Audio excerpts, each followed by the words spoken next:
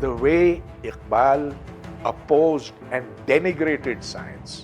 اور وہ بہت بڑے ہیرو ہیں مسلمانوں کے. جو ان کا نسخہ تھا نا مسلمانوں کی ترقی کے لیے وہ تباہی کی طرف لے گیا. تو وہ لوگ جو زبردستی مذہب اور سائنس کو جوڑنے کی کوشش کرتے ہیں وہ دراصل دونوں کو نقصان پہنچاتے ہیں. So the universality of physical law tells you that religion and science have nothing to do with each other. ہر ایک جو ہے نا جو بھی جس مذہب میں پیدا ہوتا ہے وہ سمجھتا ہے کہ وہ سب سے اچھا ہے, کہ اس میں ہی سچائی ہے. آج پاکستان میں کوئی آپ کو رول ماڈلز ہی نہیں ملتے ہیں. یہ انڈیا کے کانسٹیٹیوشن میں لکھا ہوا ہے. Scientific temper is mentioned over there. اور مجھے اس بات سے بڑی خوشی ہوتی ہے کیونکہ ایک سماج کو اگر آگے بڑھنا ہے 21ویں صدی کے اندر تو وہ پرانے زمانوں کو نہ دیکھے, وہ دیکھے کہ آگے کیا ہے. 15 سال 20 سال پہلے کہ جب یہاں بارش نہیں ہوتی تھی تو لاکھوں لوگوں کو جمع کیا جاتا تھا. سرکار کی طرف سے یہ حکم ہوتا تھا کہ فلاں جگہ پہ جمع ہو اور صلاۃ استسقاء یعنی کہ بارش کی نماز پڑھو. میں ادھر جاتا ہوں انڈیا تو میرا دل بڑا خوش ہوتا ہے کہ اتنے سیمینار, اتنی کانفرنسز ہوتی ہیں, سائنس میوزیمز ہیں. But the point is that there were a lot of important things that Muslims did in India. But one thing they didn't ever do was they were not intellectually curious. تو اب اگر آپ کو western society اچھی نہیں لگتی تو پہلا سوال تو یہ ہونا چاہیے کہ بھائی اس کا کون سا پہلو, کیا یہ کہ لڑکیاں اپنی مرضی سے شادی کرتی ہیں؟ یہ تو پاکستان میں بھی ہوتا ہے. Hello and welcome. باتوں میں آج ہمارے مہمان پاکستان سے ہیں. پرویز ہدبوئی صاحب کو پاکستان کا وائس آف ریزن کہا جاتا ہے. آپ ایک بڑے دانشور ہیں. آپ نے MIT میں تعلیم حاصل کی اور ایک بڑے نیوکلیئر فزسسٹ بنے, پاکستان میں سیٹلڈ ہیں. آپ ایک سوشل ایکٹیوسٹ بھی ہیں. بڑی بات یہ ہے کہ آپ ایک روشن خیال شخصیت کے مالک ہیں. فی الحال آج کل پرویز صاحب اسلام آباد میں ایک کمیونٹی ڈیولپ کر رہے ہیں جس کا نام ہے بلیک ہول. آداب سر, ویلکم ٹو آواز دا وائس. خیر مقدم ہے آپ کا. Thank you very much, very happy to be there. Sir پہلا سوال میرا یہ ہوگا کہ آپ کا یہ ماننا ہے کہ مسلمانوں کو ریلیجن اور سائنس کو جوڑ کر نہیں دیکھنا چاہیے, دونوں کی اپنی اپنی جگہ ہے. Can you explain this point of view please? میرا خیال ہے کہ یہ بتانے کی ضرورت ہی نہیں اس زمانے میں جب سائنس نے یہ ثابت کر دیا ہے کہ ہم دنیا کو سمجھ سکتے ہیں بغیر کسی عقیدے کے, بغیر کسی نظریے کے, اور کہ سائنسدان ہر مذہب, ہر نسل, ہر رنگ کے ہوتے ہیں. تو مثال کے طور پر اگر آپ سرن چلے جائیں جو یورپین نیوکلیئر لیبارٹری ہے, دنیا کی سب سے بڑی لیبارٹری ہے, تو ادھر آپ کو گورے ملیں گے, کالے ملیں گے, ہم جیسے ملیں گے, ہندو ملیں گے, مسلم ملیں گے, کرسچنز, جوز, سب ہی ہیں. اور وہ ایک ہی طرح کا کام کرتے ہیں اور ایک ہی کوشش میں لگے ہوئے ہیں کہ ہم کائنات کو چھوٹے ذروں کے ذریعے سے سمجھیں. تو ان کے جو طریقہ کار ہے اس میں کوئی فرق نہیں ہے. جو فزکس ہم پڑھتے ہیں یا کیمسٹری پڑھتے ہیں اسکولوں میں ویسے ہی ہے سنگاپور میں, امریکہ میں, سویڈن میں, انڈیا میں, پاکستان میں, ہر جگہ. تو وہ لوگ جو زبردستی مذہب اور سائنس کو جوڑنے کی کوشش کرتے ہیں وہ دراصل دونوں کو نقصان پہنچاتے ہیں. تو دیکھیے مذہب انسان کا جو اپنا عقیدہ ہوتا ہے, اپنا بیلیف ہوتا ہے, وہ تو اس پہ منحصر ہے نا کہ آپ کہاں پیدا ہوئے, کس گھرانے میں پیدا ہوئے, کس ملک میں پیدا ہوئے. جبکہ سائنس ایک عالمی چیز ہے. It is completely totally universal. پانی ہندوستان میں بھی 100 ڈگریز پر ابلتا ہے, اور آپ دنیا میں جہاں جائیں ادھر بھی ایسا ہی ہے. So the universality of physical law tells you that religion and science have nothing to do with each other. اگر لوگوں کی یہ ضرورت بنتی ہے، وہ کیونکہ سمجھتے ہیں ہر ایک جو ہے نا، جو بھی جس مذہب میں پیدا ہوتا ہے وہ سمجھتا ہے کہ وہ سب سے اچھا ہے، کہ اس میں ہی سچائی ہے. لہٰذا جب اس سے یہ کہا جاتا ہے کہ بھائی تمہاری سچائی وہی ہے جو ایک ہندو کی ہے یا جو ایک پارسی کی ہے یا جو ایک کرسچن کی ہے، تو اس پہ وہ لوگ بوکھلا جاتے ہیں. یہ مسئلہ ہے بنیادی طور پر. سر ہم نے دیکھا ہے کہ کئی ایگزامپلز ایسے ہیں جس میں کہ لوگ بڑے سائنٹسٹ بنے اور ایک اچھے مسلمان بھی رہے، جیسے ہمارے یہاں اے پی جے کلام صاحب تھے. لیکن بدقسمتی یہ ہے کہ ہمارا معاشرہ as a community we don't make them our real heroes, people who we should try to emulate. کیا آپ اس بات کو مانتے ہیں؟ وہ بالکل ماننے کی تو بات ہی نہیں اس میں. یہ بالکل صحیح بات آپ نے کی. اب یہ دیکھ لیجئے کہ پاکستان سے ایک نوبیل پرائز ونر ہی نکلا ہے، پروفیسر عبدالسلام، جس نے 1979 میں نوبیل پرائز جیتا تھا کیونکہ انہوں نے ایک بہت بڑا کام کیا تھا. یعنی کہ جو ویک اور الیکٹرو میگنیٹک فورسز ہیں ان کو جوڑا تھا. یہ ثابت کیا کہ ان کا جو میتھمیٹیکل سٹرکچر ہے وہ بالکل ایک جیسا ہے. اور اس وجہ سے ان کو تو بہت بڑا ہیرو ہونا چاہیے پاکستان کے اندر، لیکن یہاں تو آپ اس کا نام بھی نہیں لے سکتے. کیوں نہیں؟ اس لیے کہ ان کا تعلق ایک ایسے مذہب کے ساتھ ہے، ایک ایسے دین کے ساتھ ہے جس کو 1974 میں اسلام سے باہر پھینکا گیا. تو اس سے پہلے تو بڑے ہیرو تھے پاکستان میں. وہ چیف سائنٹیفک ایڈوائزر تھے جنرل ایوب خان کے، پریزیڈنٹ ایوب خان کے. لیکن 74 کے بعد جب ان کی کمیونٹی کو نکال دیا گیا اسلام سے تو ہی از بیکم اے ویلن. آپ اس کا نام بھی نہیں لے سکتے. It's tragic. تو یہ جو تنگ نظری ہے، میں سمجھتا ہوں کہ اس کا بہت بڑا اثر پڑا ہے سائنس کی ترقی کے اوپر. آج پاکستان میں کوئی آپ کو رول ماڈلز ہی نہیں ملتے ہیں. اور کیسے ملیں گے جب آپ ہر چیز کو مذہب کے نقطہ نظر سے دیکھتے ہیں؟ جب آپ یہ کہتے ہیں کہ نہیں اس کا کام ہمیں نہیں دیکھنا ہے، ہمیں یہ دیکھنا ہے کہ اس کا عقیدہ کیا ہے، what is his faith. When faith dominates reason and achievement, then the roads ahead are closed.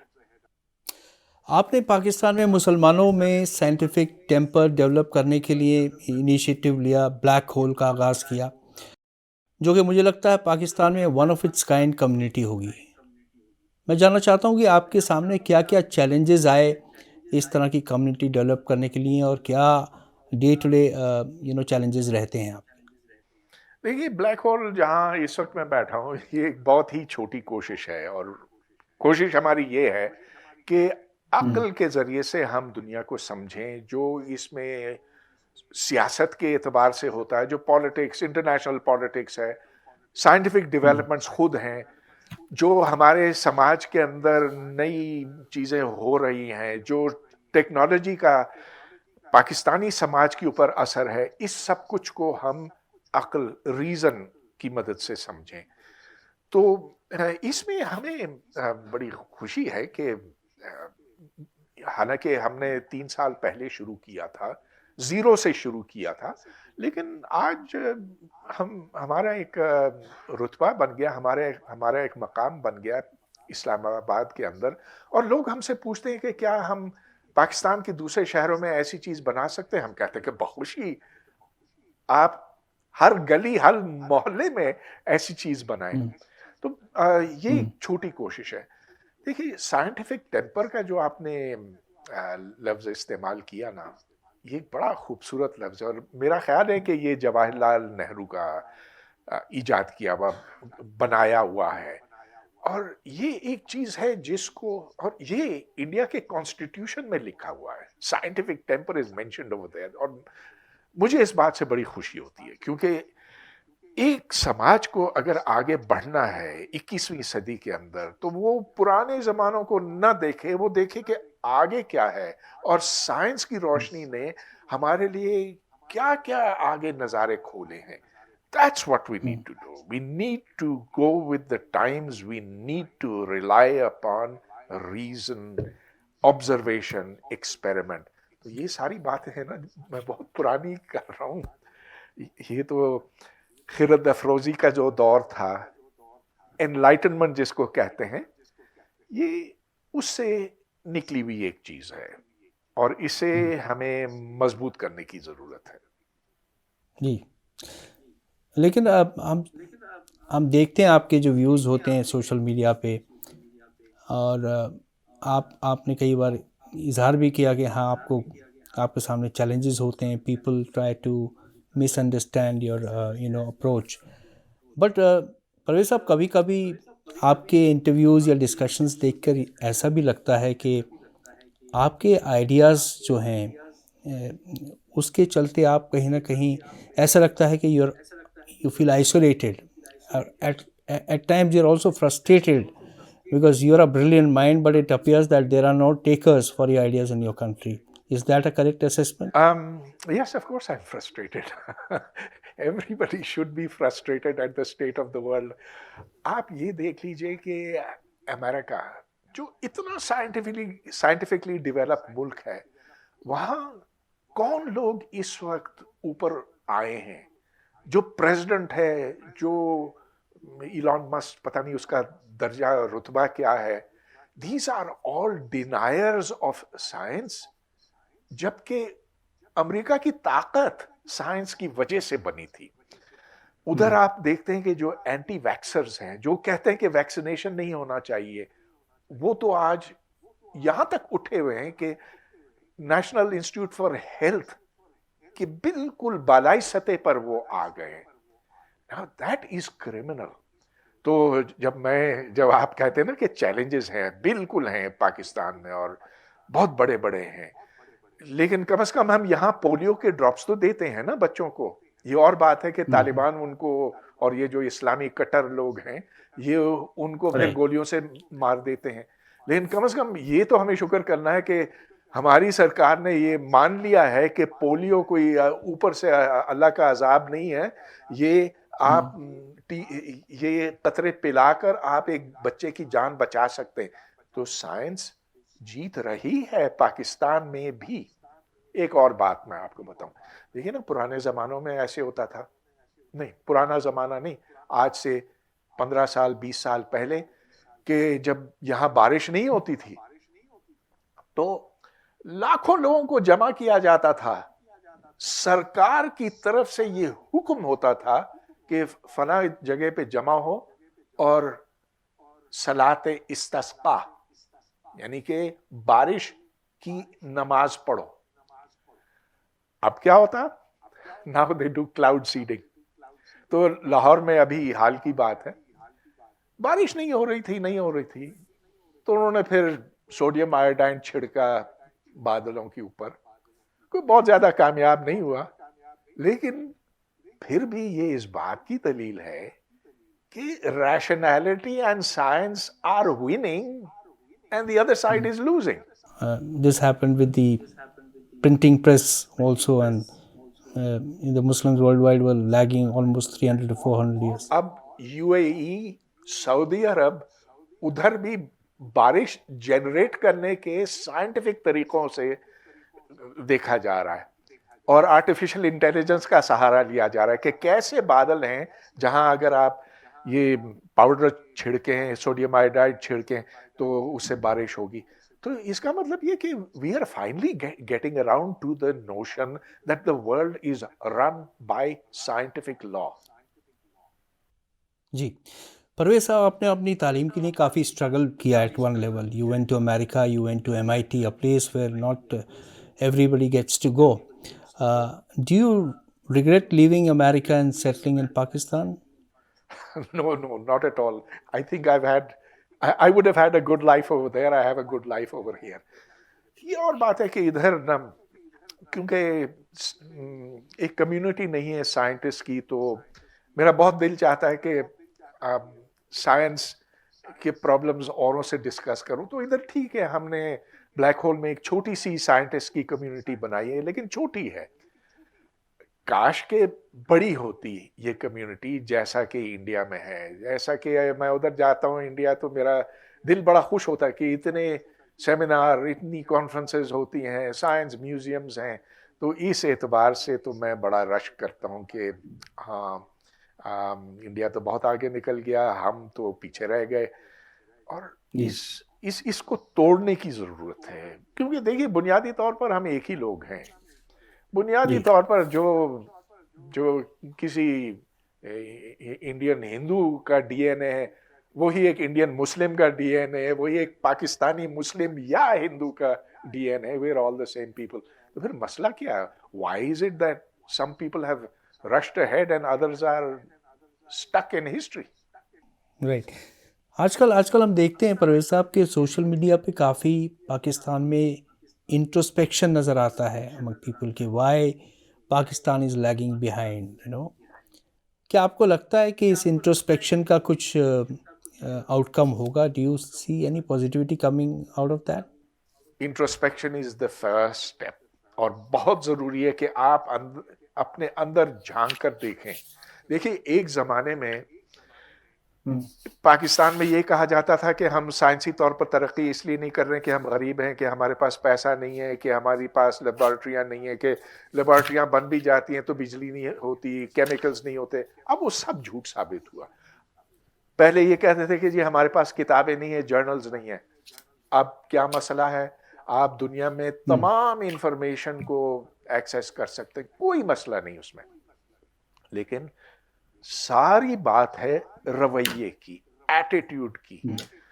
تو سائنس کرنے کے لیے کچھ بڑی اہم ضروریات ہیں. ایک تو یہ کہ آپ کا دماغ متجسس ہونا چاہیے. It should be curious. Curiosity is what takes you to science. یہ نہیں کہ آپ ایک سائنٹسٹ بنتے ہیں تاکہ آپ کوئی بڑی تنخواہ کما لیں، کہ آپ بہت کوئی بڑے پیسے والے بن جائیں. نا، وہ جو بلیک ہولز کا کھوج لگاتے ہیں یا جو جاننا چاہتے ہیں کہ وہ ہائیروگلیفکس کہاں سے آئیں، ان کو کیسے ڈیسائفر کیا جائے، they don't do it for money. وہ اپنے شوق سے کرتے ہیں، اور وہ شوق تب ہوتا ہے جب بچپن میں ڈالا جاتا ہے. تو ایک بات تو یہ. دوسرے یہ کہ سائنس کرنے کے لیے آنیسٹی، ایمانداری سب سے ضروری چیز ہے. یہ جو فیک سائنس آج کل ہو رہی ہے، اور انڈیا میں بھی بہت ہو رہی ہے، چائنا میں بھی، لیکن یہ فیک سائنس کو خراب کر رہی ہے. اس پر لعنت بھیجنے کی ضرورت ہے. ہاں، باقی جو ہے کہ سرکار کی طرف سے سپورٹ ہونا چاہیے سائنٹیفک ریسرچ کے لیے، وہ اپنی جگہ پہ ٹھیک ہے. سب سے ضروری بات تو یہ ہے کہ جو سائنسی بنیادیں ہیں نا، جو اسکول میں ڈلتی ہیں اور پھر بعد میں کالج اور یونیورسٹی میں، وہ مضبوط ہونی چاہیے. That is what leads to scientific progress. Right. When you refer to fake science, what do you mean by fake science? Fake science جیسا کہ کئی قسموں کی ہوتی ہے. ایک تو یہ کہ آپ پیپر چھاپ دیتے ہیں، آپ پیپر چھاپتے ہیں، اس کے اندر جعلی ڈیٹا ہوتا ہے، خود سے بنایا ہوا ڈیٹا ہوتا ہے. اور میڈیکل جرنلز میں ایسا ہوتا ہے.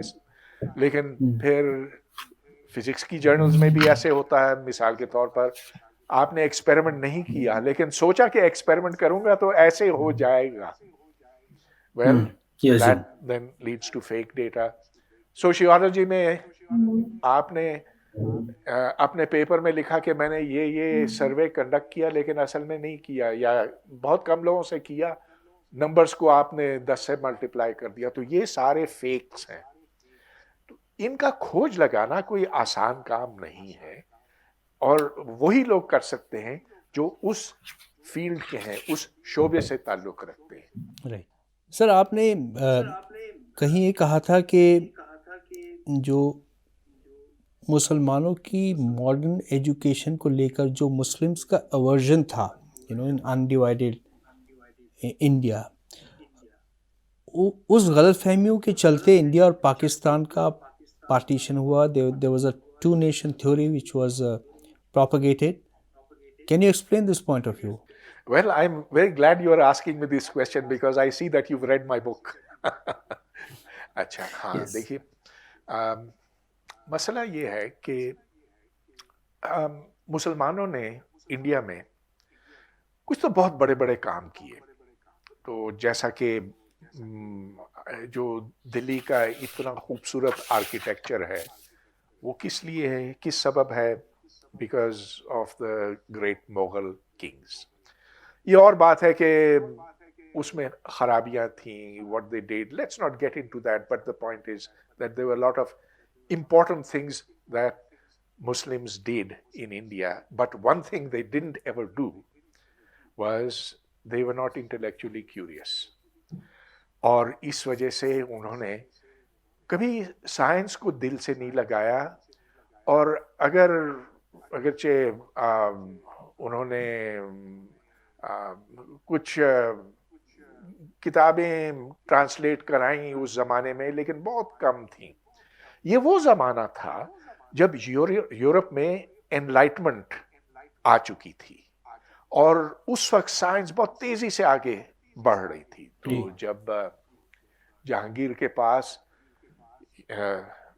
برطانیہ کا سفیر پہنچا، ٹامس رو ہے میرا خیال ہے اس کا نام، اور اس نے دکھایا کہ دیکھو یہ میرے پاس چشمہ ہے، یہ ٹیلیسکوپ ہے، یہ ٹویزرز ہیں، یہ کیلیپرز ہیں، یہ ہے، یہ وہ ہے، یہ جائروسکوپ ہے، سب کچھ. تو درباریوں نے کہا ہاں ہاں بڑا اچھا ہے، بہت خوبصورت چیزیں ہیں، بہت مزے کیے. اور پھر پوچھا کہ یہ ہم اس کی قیمت کیا ہے؟ تو خرید لیا انہوں نے. لیکن انہوں نے یہ نہیں پوچھا کہ یہ جو لینس ہے عدسہ، اس کو ہم کیسے بناتے ہیں، یہ کیسے کام کرتا ہے. تو اس وجہ سے وہ کنزیومرز بنے. اور آج بھی مسلمان پوری دنیا میں زیادہ تر consumers of science and technology ہیں. اور وہ اس لیے کہ ان کے اندر وہ شوق ختم ہو گیا. شوق تھا. اگر ہم پیچھے کی طرف چلے نا، انڈیا کے مسلمانوں میں کبھی وہ شوق نہیں تھا، لیکن عرب کے مسلمانوں میں تو بہت بڑے بڑے نام ہیں وہاں پہ، جیسا کہ الفارابی ہے، جیسا کہ ابن ہیشم ہے، جس نے آپٹکس کے سارے اصول اس زمانے میں دریافت کیے تھے. وہ ایک سنہرا دور تھا مسلمانوں کا، لیکن وہ کبھی انڈیا تک نہیں پہنچا. تو میں بات کو تھوڑا سا آگے بڑھاتا ہوں. جی. جب انگریز آیا اور انگریز نے کہا کہ اب ہم ادھر برٹش ایسٹ انڈیا کمپنی اب یہاں پاٹھشالوں اور گروکل اور مکتب اور مدرسے کو سپورٹ نہیں کریں گے، ہم صرف انگلش ایڈوکیشن اور سائنس کو سپورٹ کریں گے. اگر ہمارا پیسہ آپ کو چاہیے تو آپ یہاں انگلش پڑھائیں، سائنس پڑھائیں اور وہ تمام علوم جو آج کل کے زمانے کے ہیں. تو ہندوؤں میں ریزسٹنس تھی، اور وہ بھی کہتے تھے کہ جی ہمارا پرانا زمانہ بہت اچھا تھا، بہت بڑا تھا، لیکن اڈیپٹیبلٹی وہاں زیادہ تھی. تو جیسا کہ راجا رام موہن رائے ہے، انہوں نے کہا کہ یار یہ پرانے طریقے چھوڑو، اب دیکھو یہ نیا زمانہ آیا.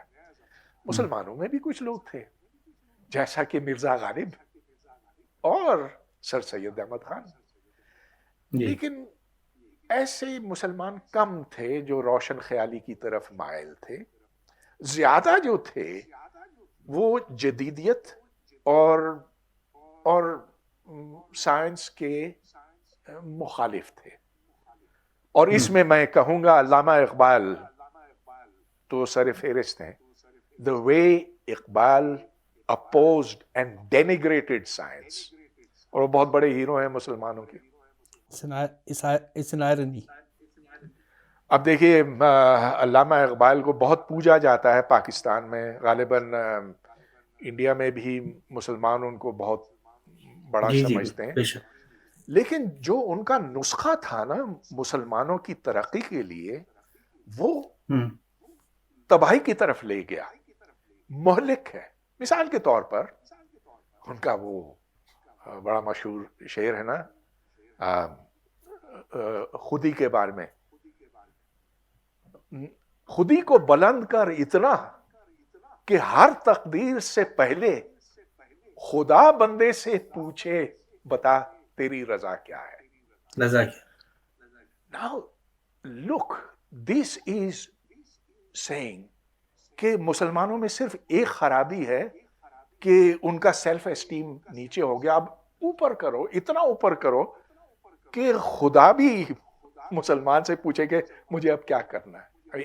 ایک طرف تو یہ کفر ہے، I mean it is، Right. ہاں، لیکن دوسری طرف یہ جو ہوا بھری گئی نا مسلمانوں کے دماغوں میں کہ ہم سب سے بہتر، افضل، اونچے ہیں، that is what leads to the closing of the Muslim mind. And Allama Iqbal is more responsible for that than any other individual that I can name. Right. Sir میں نے سنا ہے کہ پاکستان میں لارج اسکیل میں مدرسوں میں modern education کو انٹروڈیوس کیا گیا. میں آپ سے جاننا چاہتا ہوں وہ یہ ایکسپیرینس کیسا رہا؟ How was this experiment in how did it play out in Pakistan? The experiment has totally and completely failed. یہاں جو مدارس میں سو کالڈ سائنس اور کمپیوٹرز داخل کیے گئے، شامل کیے گئے، تو اس میں سائنس تو ویسے ہی پڑھتے جیسے وہ قرآن پڑھتے ہیں، حدیث پڑھتے ہیں. مطلب یہ کہ اسے رٹتے ہیں، سمجھتے نہیں ہیں، اور پھر جب امتحان آتا ہے تو وہ گل دیتے ہیں. جہاں تک کمپیوٹرز کی بات ہے، وہ کیا کرتے ہیں، کمپیوٹر سے کوئی آپ کا دماغ ضروری نہیں کہ کھلے، وہ آپ استعمال کر سکتے ہیں چیٹنگ کے لیے، وہ آپ فضول کاموں کے لیے کر سکتے ہیں. تو جو مدارس سے اسٹوڈنٹس نکلتے ہیں پاکستان میں سائنس کے اعتبار سے تو وہ زیرو ہیں، نہ وہ انگریزی بول سکتے ہیں. ایک شاید 8-10 مدرسوں میں ایسے ہو، لیکن یہاں 30,000 مدرسے ہیں. تو مدارس کو میرا نہیں خیال ہے کہ کوئی بھی تاریخ میں ٹھیک کر سکا ہے.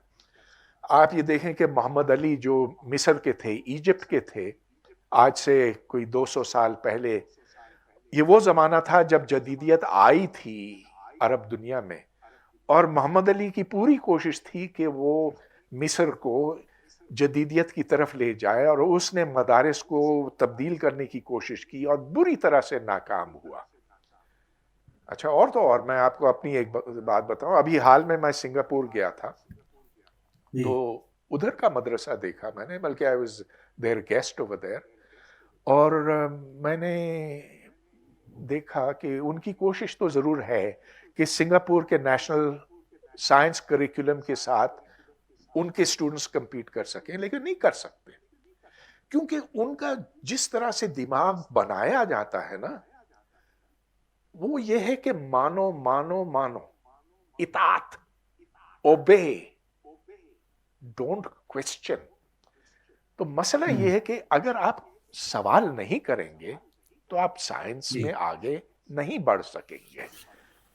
سر آپ سے یہ جاننا چاہیں گے کہ آپ مسلمان بچوں کے لیے ایک اچھی تعلیم کا تصور کیسا ہونا چاہیے؟ What should be an ideal system for education of Muslim children?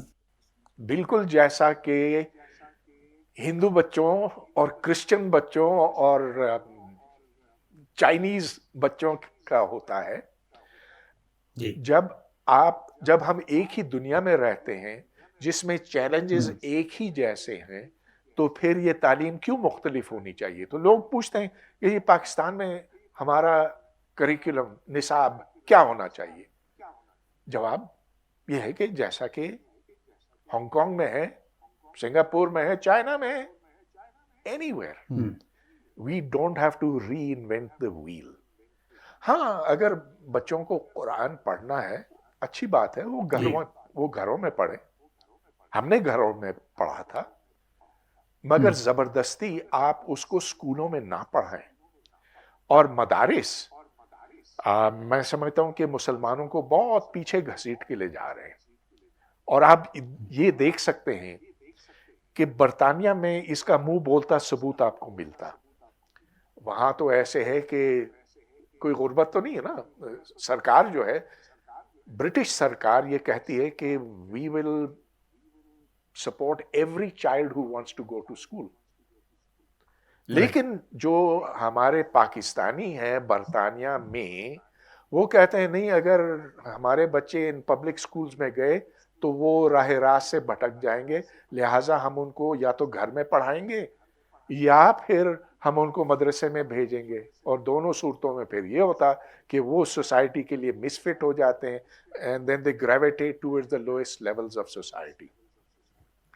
लिहाजा मैं समझता हूं कि अगर एक मुसलमान माँ बाप अपने बच्चों से प्यार करते हैं और चाहते हैं कि वो तरक्की करे और वो धुतकारा ना जाए, तो उसको वही तालीम देनी चाहिए जो आलमी तौर पर कबूली गई है।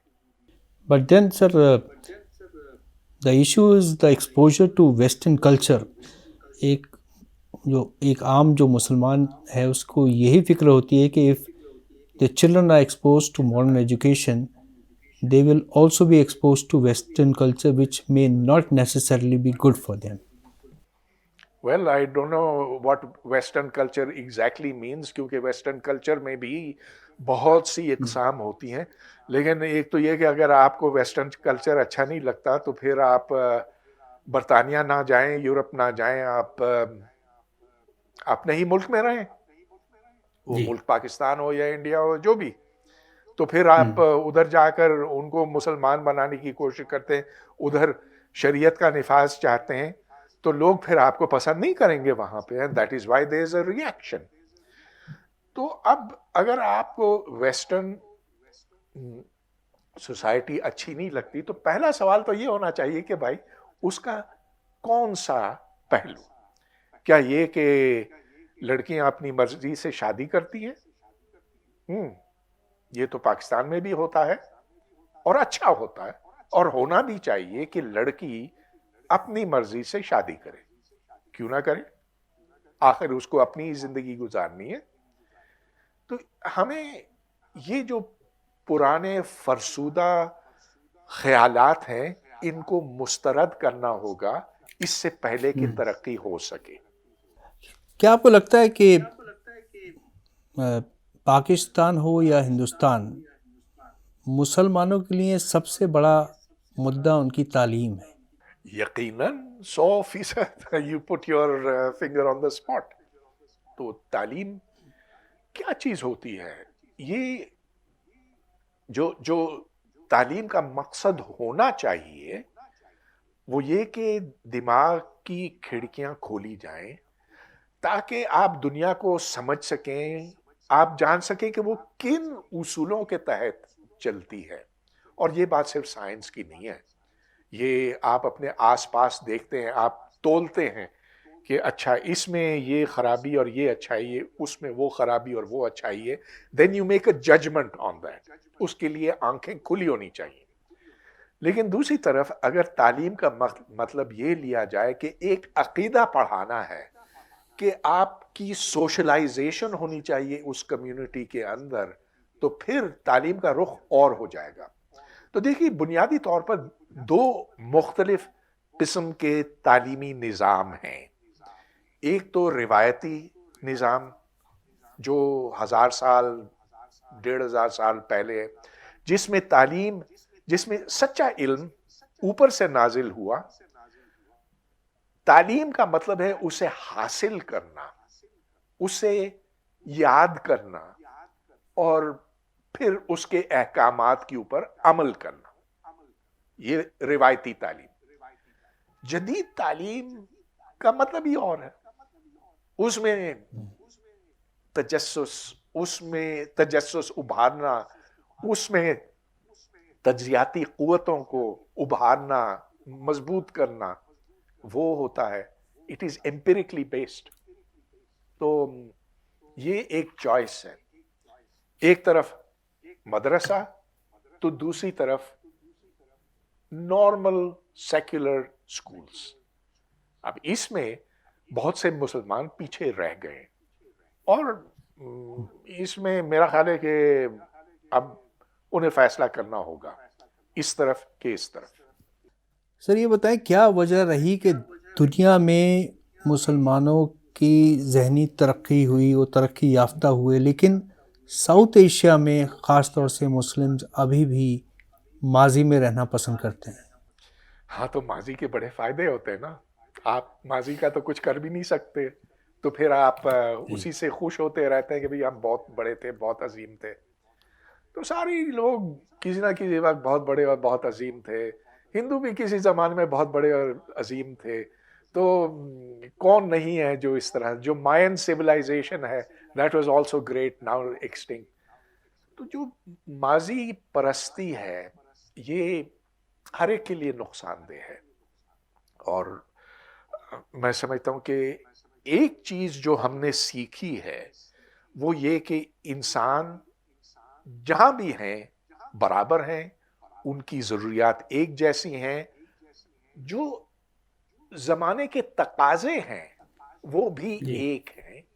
لہٰذا اب چھوڑ دیجئے یہ پرانے فرسودہ روایات کو اور آگے کی طرف دیکھیں. انڈیا کے مسلمان، پاکستان کے مسلمان، ان کو خاص طور پر اس چیز کی ضرورت ہے کہ وہ اب آگے کی طرف دیکھیں. تو دیکھیے یہ ایسے نہیں ہے کہ مسلمانوں میں کبھی ایسا ہوا نہیں. اگر آپ 9ویں اور 13ویں صدی کے بیچ میں دیکھیں تو مسلمانوں نے بہت زبردست کام کیے تھے. جو الخوارزمی جیسے لوگ اور کیا کچھ، جنہوں نے الگورتھمز بنائے، ابن سینا جس نے میڈیسن میں ایک تہلکہ مچایا. مگر وہ کیسے ہو سکا؟ رسول اللہ کے زمانے میں کوئی سائنس نہیں تھی. سائنس تو اسلام میں داخل ہوئی ان کے انتقال کے کوئی 150 سال بعد.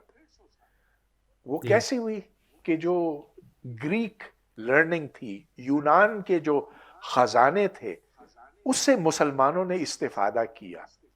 تو اس وقت مسلمانوں کے ذہن کھلے تھے، اور کھلے یہاں تک تھے کہ انہوں نے کہا کہ بھائی یہ تو بہت مزے کی چیزیں ہمارے سامنے جو آئی ہیں، اس کا ترجمہ کراؤ گریک سے عربی میں.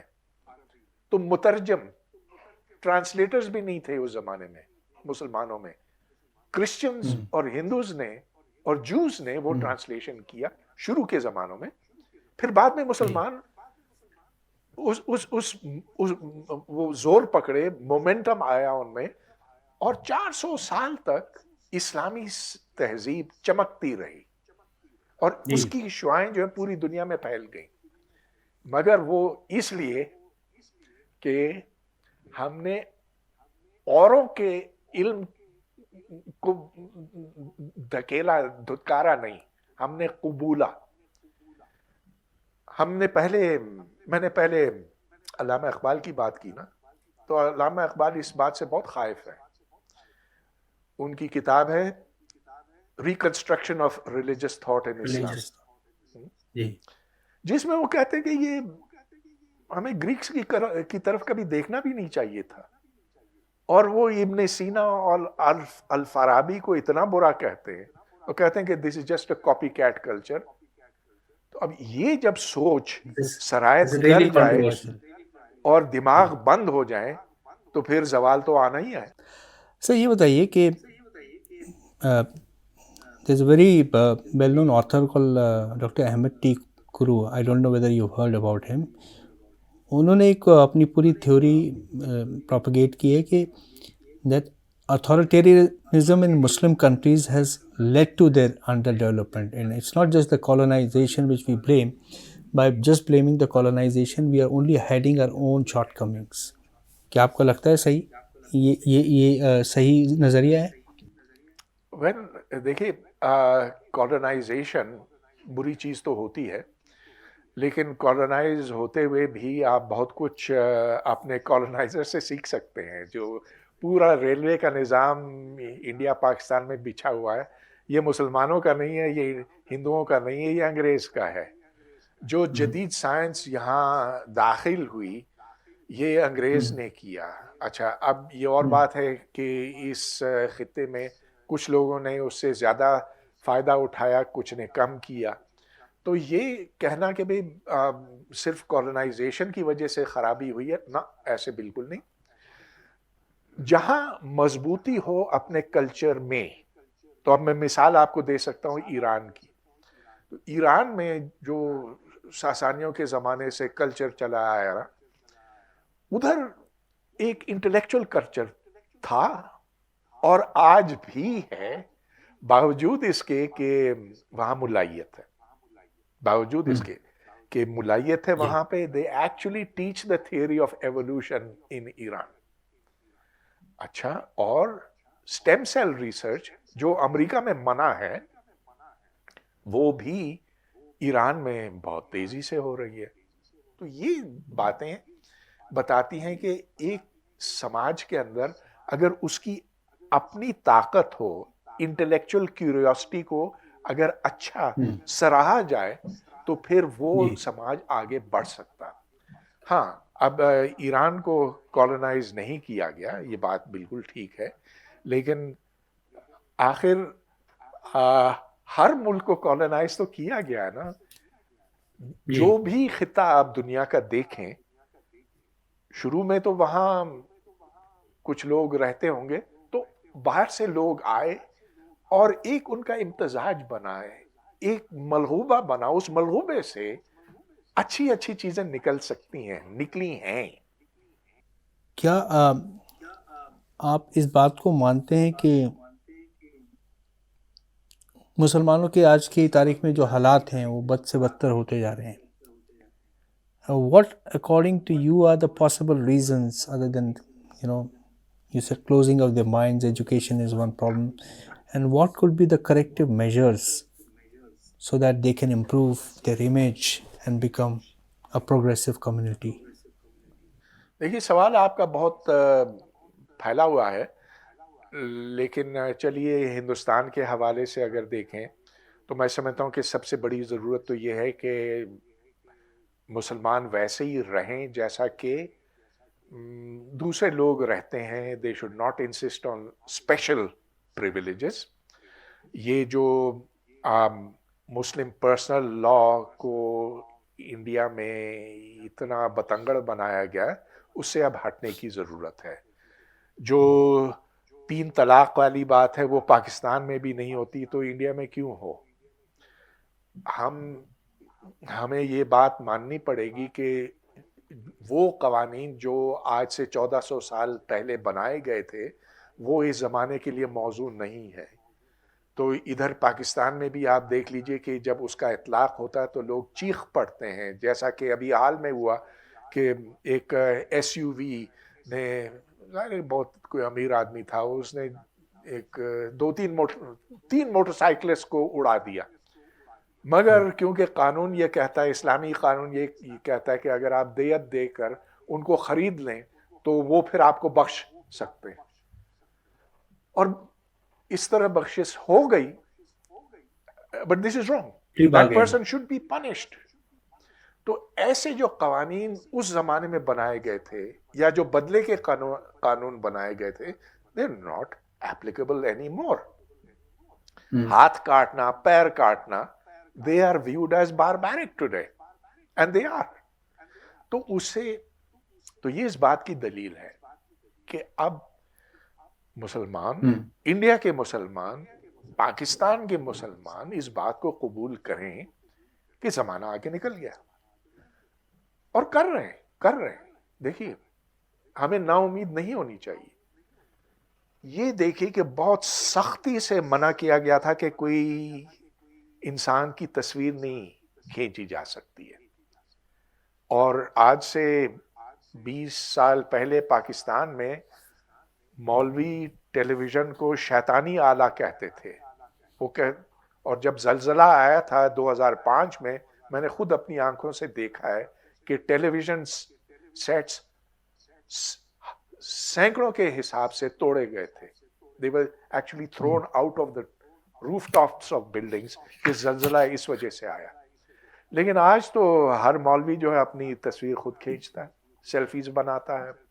ہر مولوی اب جا کر ٹیلی ویژن پر تقریریں کرتا ہے and wants to be there all the time.